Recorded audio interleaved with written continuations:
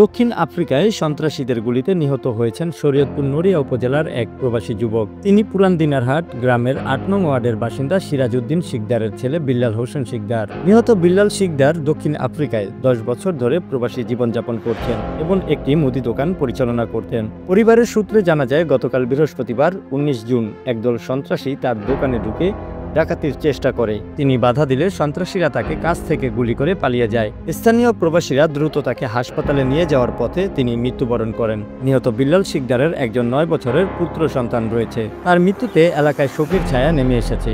পরিবারটি মরদেহ দেশে আনার জন্য সরকারের সহায়তা কামনা করছেন।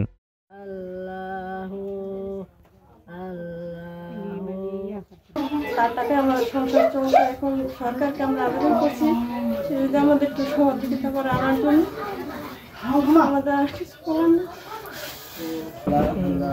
আনার বিষয়ে যদি সরকার আবেদন করে।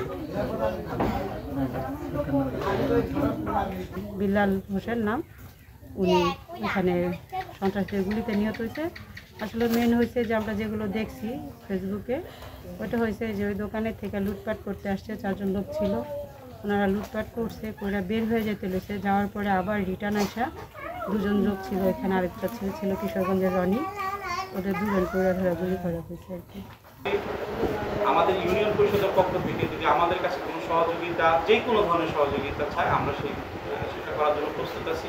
আমরা ওই পরিবারের সাথে যোগাযোগ রাখতেছি।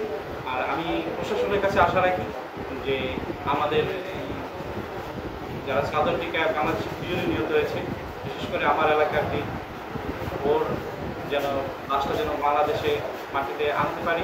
সেজন্য যেন আমাদের বর্তমান যে প্রতিষ্ঠান মন্ডলী আছেন, আমাদের সরকার প্রধান আছেন, তাদের কাছে আমরা অনুরোধ জানাচ্ছি তারা যেন সাধারণ টিকা থেকে লাশটি আনার জন্য ব্যবস্থা করা।